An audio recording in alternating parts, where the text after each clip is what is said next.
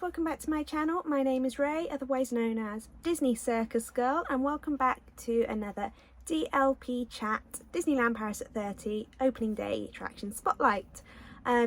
This is the 4th episode, and in this episode we're going to be looking at the most magical pixie dust filled ride there is, Peter Pan's Flight. So, as its opening day attraction spotlight, of course, Peter Pan's Flight opened on the 12th of April 1992. It's one of the most popular rides at Disneyland Paris. The queue line for this ride can get very long and is mostly outside, so that's just something to keep in mind if you're there on a cold or a rainy day. The majority of the queue is outside. So let's just talk about this ride a little bit. Of course, there are several versions of this ride. There's the original at Disneyland, then there's the one at Disney World in Magic Kingdom, then there's Disneyland Paris, which is the one we're going to be talking about, then there's Tokyo and Shanghai. Those 5 have all got Peter Pan's Flight. So the vast majority of them only seat 2 people per pirate boat. They only have 1 seat per pirate boat. Disneyland Paris is similar to Shanghai in that it actually has 2 rows, so it seats 4 people, so that's 2 people per row. Although I have seen and I have experienced, like when Jay was a toddler and we took him on, he was sat in the middle and me and my mother were sat either side of him. So if you've got a really small child, I have seen them sit 2 adults with the small child in the middle. So the duration of Peter Pan's Flight at Disneyland Paris is 2 minutes 45 seconds. It's actually the longest in duration by all of 2 seconds. The next longest in duration is Shanghai, followed by Magic Kingdom, followed by Tokyo, and then the shortest is Disneyland. One thing you'll notice as you go through the ride is that if you're used to Magic Kingdom's take, you'll be very used to the props and the sets being very big. But this one, the sets and the props, they're quite small. They're nowhere near as small as Disneyland or even Tokyo or Shanghai. What I've noticed is that the sets they're smaller than Magic Kingdom, but they're the next largest to Magic Kingdom, if that makes any sense at all. So let's go through this ride, shall we? So once you're on the ride, you start off by flying on the pirate ship through the Darling Children's Nursery. The window opens and you're out over the streets of London. You'll see Big Ben, you'll see the Tower Bridge, not the London Bridge. So many people call it the London Bridge. It's the Tower Bridge. You fly over London for a little bit before you go through a dark starlit night sky, which leads you to fly over Neverland. And as you're flying over Neverland, the first thing you'll see is Captain Hook's ship. You see the Native American reservation, you see Mermaid Lagoon, you see that lovely rainbow, you see Skull Rock, you see the volcanoes. I think you can see Hangman's Tree. I think you can. It's just that the boat sort of goes over, like you need to look both ways and often you're sat on one side, so yeah. You go around Neverland, you see it from 2 angles, so you sort of go past it that way, you go that way, and then you see it again as you go that way, and then it's back through another dark starlit night sky.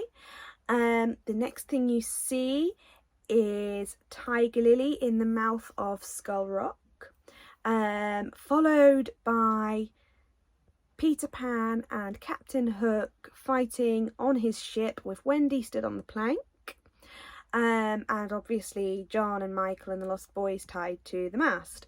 Then we go past the native reservation again, where obviously they're celebrating the defeat of Captain Hook, the rescue of Tiger Lily, and then we see Mr. Smee rowing away.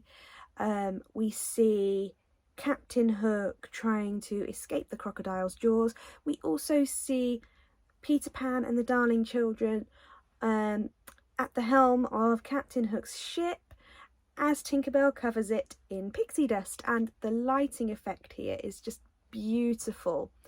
Not long after this, you're flying off back towards London. You go past Mermaid Lagoon again, and you can just see the pixie dust covered Captain Hook's ship flying off in the distance, and then it's back to the offload station. So just a nice short little ride. I would say best time of day to do this ride. Right, if you're staying on site or if you have an annual pass, I would say the best time of day to do this ride is in extra magic time, early morning. So if you're staying on site or you have an annual pass, you have early access to the parks, and a fair few of the rides are open for that. Peter Pan is one of them that's open for that. I would say make that the first ride you go to. Normally I would say do this at the end of the day, like I would say for Crush Coaster and so on. However, both Fantasyland and Adventureland close early so that Disneyland can prepare for illuminations, the nighttime castle, fireworks, pyrotechnic show. And now Disney Delight is on the way. So yeah. So that's Peter Pan's flight, and that's when I reckon you should ride it. So let's watch it, shall we?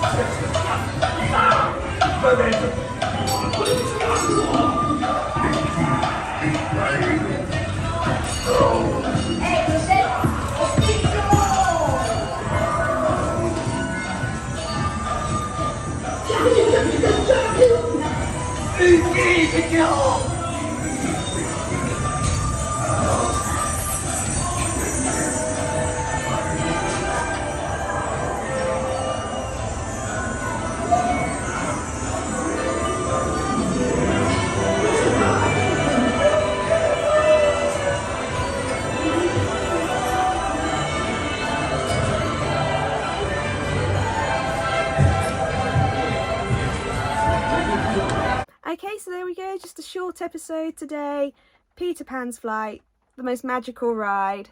Thank you so much for watching, and I'll see you next time when we'll be staying in Fantasyland and the spotlight will shine on Alice's Curious Labyrinth. I'll see you then. Bye bye.